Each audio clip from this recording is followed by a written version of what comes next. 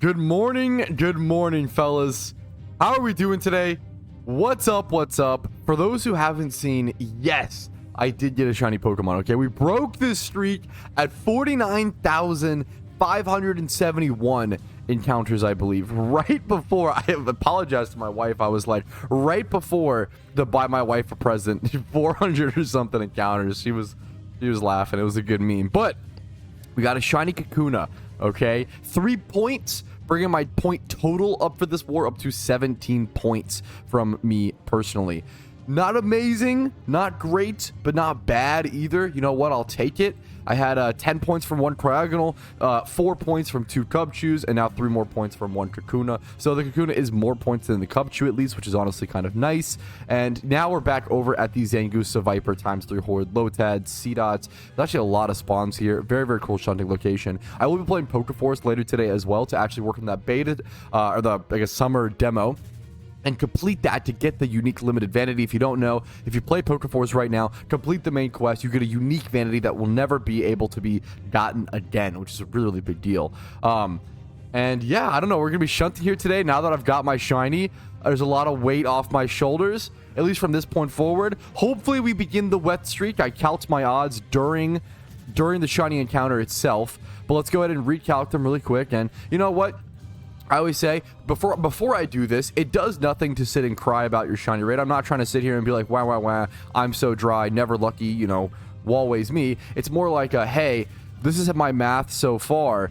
Hopium for the future, things are going to get better, okay? So my first hunt was 112,000 encounters, and then my next hunt was 52,000, I believe, and then 22,000. We had one wet hunt in there, and then 49,000. We're going to undercalculate it by 500 or so. So 235,000 total encounters divided by the 4 shinies I've gotten, leaving me with an estimated shiny rate of around 1 out of 58,000 with donor status the entire time. Unlucky for now, okay? But RNG should even out over a long period of time. I'm just hoping we can see it even out before the end of Shiny Wars, and we still have about 20 days left. So I'm feeling pretty good about it, man. Let's go ahead and jump into it and see if I can even out that RNG today. I honestly haven't decided whether I'll be keeping it a Kakuna or turning into a Beedrill or even bringing it down to a Weedle. Like, honestly, all 3 of the options are amazing. And if I get duplicates, I probably will do that more at some points. But for now, I am just going to go ahead and keep it a Kakuna, but it's very possible I end up changing that in the near future.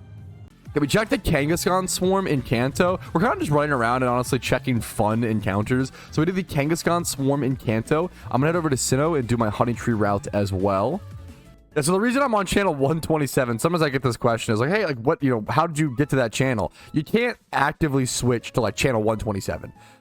This happens because I went over to the Alpha Marowak encounter, and when you go to like super popular events or locations, the game will automatically switch you to higher channels that don't actually exist, that you can't actually switch to just sort of divvy up the server a bit more to make it run a bit smoother. So that's why you might see me at some really crazy or really wacky weird channel number sometimes, and you have to actively switch back. Like some people are saying like they couldn't come shunt with me because I was on channel 127 and they couldn't, you know, reach that. So you have to kind of switch back to actually be able to shunt with your friends and such, which is kind of a funny little quirk to think about. I think it'd be actually awesome if random trainers or gym leaders had a chance to have a shiny Pokemon. I'd be down for that. I think it'd be funny, but the amount of people who would be like, LMAO, this trainer had a shiny, so therefore now I won't, or like that resets my shiny luck. Like the amount of people that would complain about it and get mad about it when that's not really how it mathematically works would be pretty astronomical. So that would be annoying, I feel like, very quickly. But it'd be funny to see trainers and gym leaders have that chance of having that. It'd be interesting. Trainers already have shinies, by the way. In the Battle Frontier, I think it's possible, correct? I don't know of any others. If there's more than that, I'd honestly love to learn. Go Island 7 Battle Trainer. Yeah. I think it's like the Battle Tower or whatever. Other than that, I don't know of... Every trainer has 2+ shinies. That is kind of cool. I mean, it's cool that at least exists. Yeah, the most recent example of someone that I can think of who got genuinely unrightfully banned. It does happen. Human error does exist. There was a smaller PokeMMO YouTuber. I think his name was Slackoth or Slotham. Up-and-coming PokeMMO YouTuber, seemed like a really nice guy, really interesting content, yada yada, right? He got banned in game, and he made a video about it, and he got unbanned within 3 hours. And it's not like he was like you know, it's not like he had like content creator pool. Like he had like 100 subs or like maybe, you know, I think like we ended up trying to get him. I ended up linking his stuff to my community and say everybody could subscribe to him. Like, you know, we should reward this guy for getting unrightfully banned. Like, go get him some subs, right? So all of that happens. He gets unrightfully banned, unbanned within 3 hours, gets some extra subs because of it, etc., etc. And then I think around 1 month or a few months later, he gets banned again, this time rightfully and permanently, and he admitted he broke the rules. So, you know what? Hey, sometimes, hey, even the unrightful bans, yeah, there's some spicy meatballs that happen. Very curious, what rules are broken mostly? It's a great question. I think most of the time someone gets banned is usually for RMT, which is real money trade, aka like, you know, selling a shiny or something like that for real world money or dollars or some sort of value, right? And there's also there's that and botting. I think those are probably the two most common, and it's because I always say most players who get banned in PokeMMO are genuine players who just kind of were tempted down a bad path to cheat, right? It's kind of like there's a reason why so many like legitimate speedrunners like end up cheating, right? Because like it's like all the pressure. There's a lot of very talented people who end up cheating, and it's really sad, but it's like this pressure of wanting to succeed and wanting to do all these things, and they don't feel like they can reach it themselves, and the lack of confidence, and it leads to them breaking the rules. Unfortunately, it leads to botting, it leads to RMT. I will say one of the most accidental, it's not that common, but I think the easiest rule to accidentally break as a player, which you want to watch out for, is playing PokeMMO on virtual machines. If you play PokeMMO on a virtual machine, you have to be careful because you can't really have, there's a rule, you can't play PokeMMO you can't play two characters on one device at the same time, right? So you can't multi-log, essentially, right? And people will sometimes use virtual machines to try to set up bot farms to get around that. Obviously, those get banned very quick because they say, hey, this guy's playing Pokemon on a virtual machine. You're not really supposed to do that. Same thing with like even like emulators like BlueStacks and stuff. People have had like weird things in the past. Now, the devs did come out over the past year or so, I think, and they did say that you should be able to play a mobile game on BlueStacks and play PokeMMO, and that should be fine. They can see everything. Like people don't realize how much, not even just PokeMMO, but all video game developers can see on your computer and in your backend, at least to protect their own stuff, right? It makes sense. And to prevent bots and keep the game healthy. But you can play a mobile game on BlueStacks and play PokeMMO. That should be fine. But if you try to like play PokeMMO on BlueStacks and then play PokeMMO on your PC, I'm pretty sure that is bannable because you're not supposed to be getting around. The problem is you're trying to find a workaround against the multi-log thing, which is you're not supposed to do. You're not supposed to be doing that.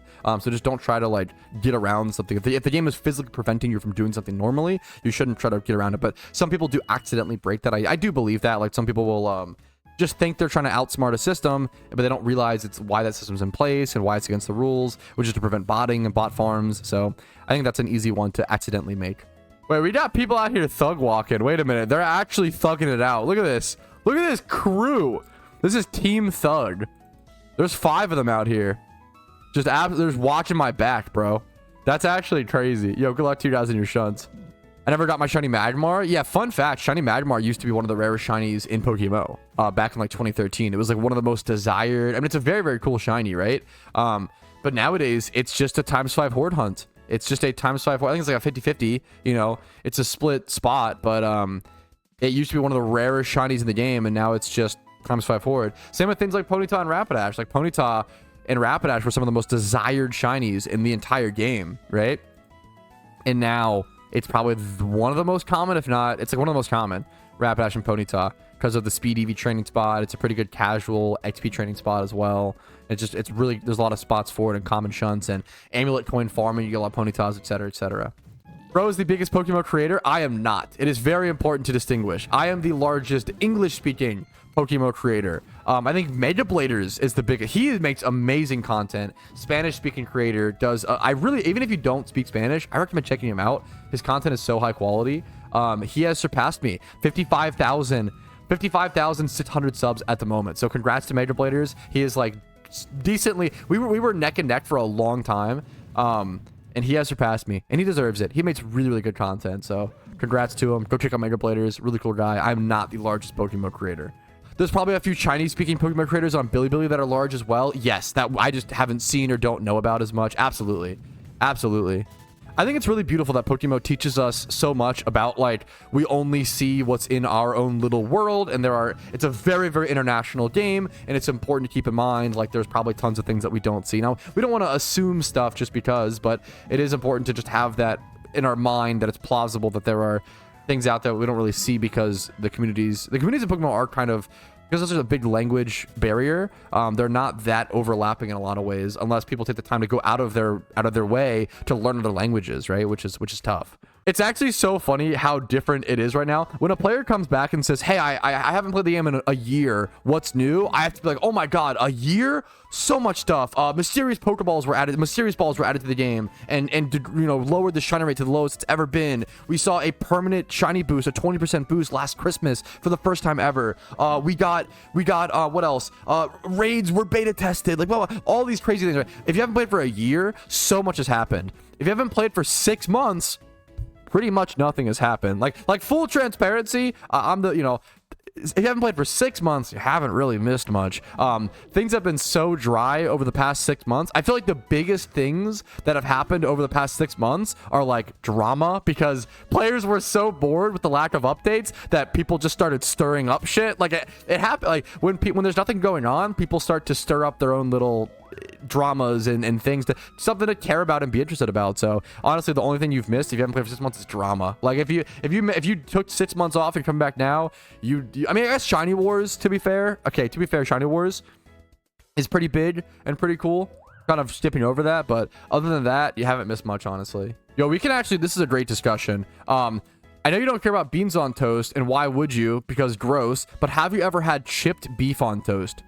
Creamed chipped beef on toast, aka shit on a shingle, is one of the most amazing American inventions, most amazing culinary adventures that we've ever pursued. Like, it is, I don't know. I love gravy for breakfast, dude. Shocker, I know. Sausage, gravy, and biscuits, and cream chipped beef are my 2 favorite breakfasts. They're just dinner for breakfast. People love breakfast for dinner. I'm a dinner for breakfast kind of guy. I'm the opposite.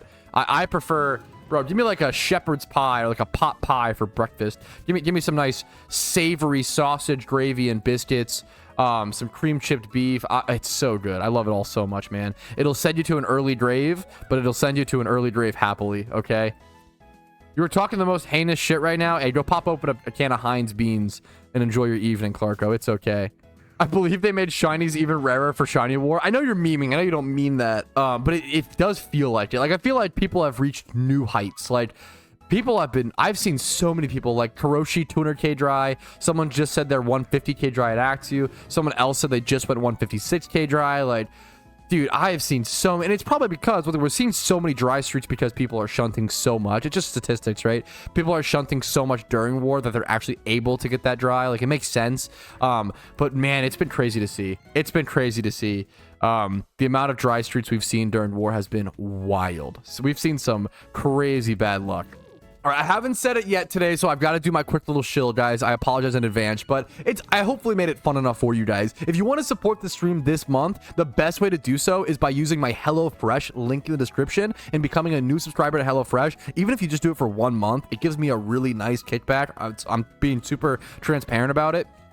As well as I will open, for every person who does it, I will open 1 mysterious ball of every type in PokeMMO on stream on Shiny Charm. So I'll open, that includes Premier Ball. It is like 1.8 million Pokeyen or 1.6 million Pokeyen worth of gambling. 1 mysterious Pokeball, 1 mysterious Great Ball, 1 mysterious Ultra Ball, 1 Cherish Ball, and 1 Premier Ball. I will open 1 of each on stream on Charm for each new subscriber to HelloFresh. So hopefully it makes it fun for you guys. It's a way for you guys to, number 1, support the stream. Number 2, you get dope fresh food delivered right to your place. Really cool recipes to cook with your partner. You can cook your spouse meals. It's a really great way to rizz them up. And number 3, I also get to open for some rare shinies on PokeMMO. So it's a win-win-win. And hopefully you guys get some value out of it. Thanks for watching, thanks for listening, and thanks to everyone who goes above and beyond and does HelloFresh this month. Let's all sub and make Pat broke. If enough people subscribe to my HelloFresh, I will unironically go broke in PokeMMO. Like, it could happen, 100%.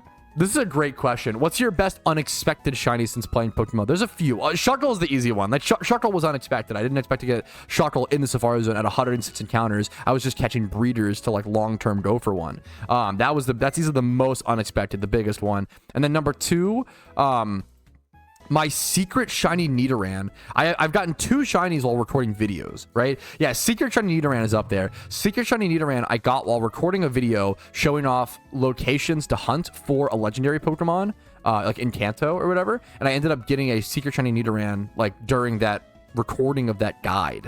And then I also got another shiny during a guide. I made a video, this was like 2 or 3 years ago now, one of my older videos, just basically, this was like before this was commonly adapted. I was saying, hey, all shunters should basically use like a synchronized Pokemon when they shunt. This is, well, you know, back before this was, that's obviously like common news now, but back before that was commonly adapted. And during that video, I got a shiny Vanillish, like during my outro at the end of that video, which was very funny. So if you don't watch that video, there's certain videos you can go watch and see like part of a shiny reaction, and then I cut the recording to go like actually do a full reaction.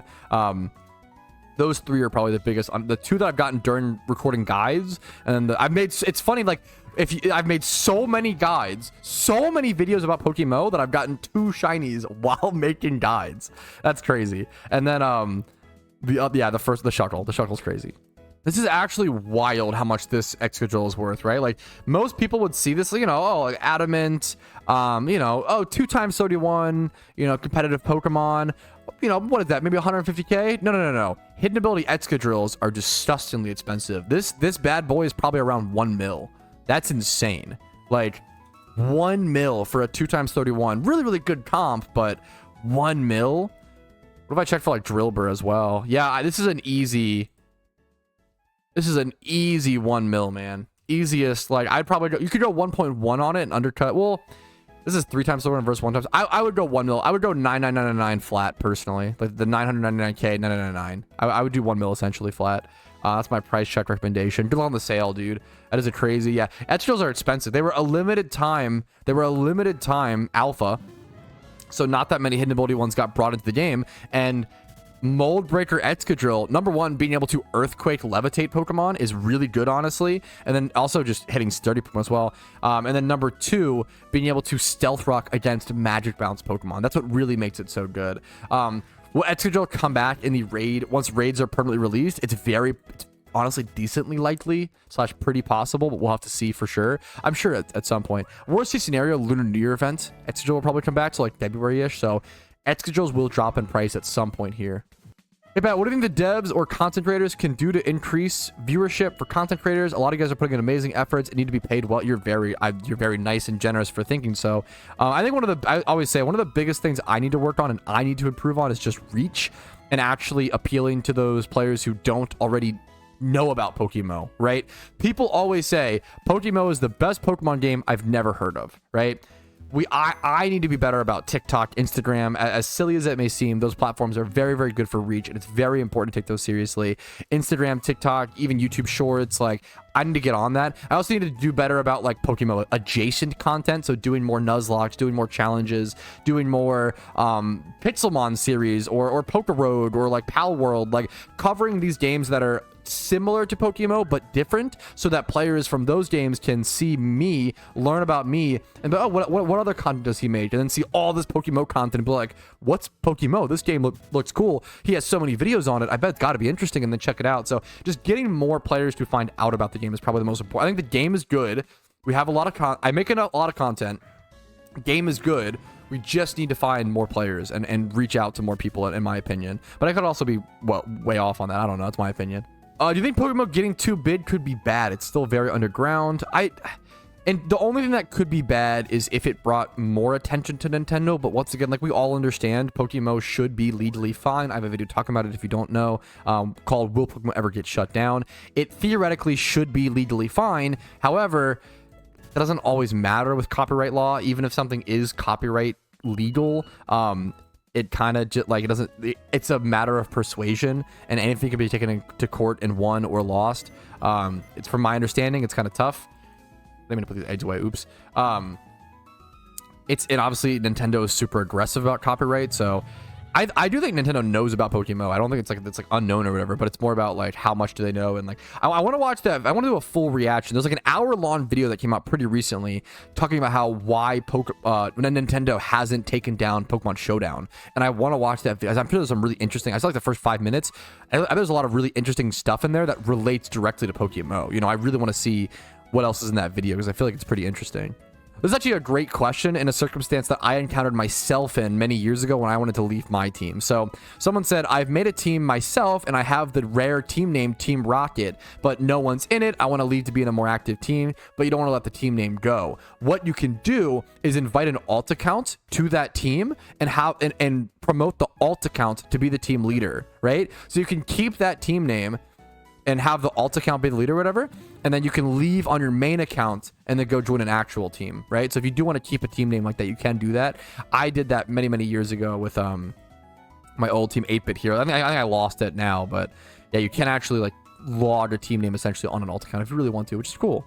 Oh, I can just collect my Pokeyen, but I have no reason to not collect my Pokeyen, so I might as well do that. Let's go. We got like a couple 100K here.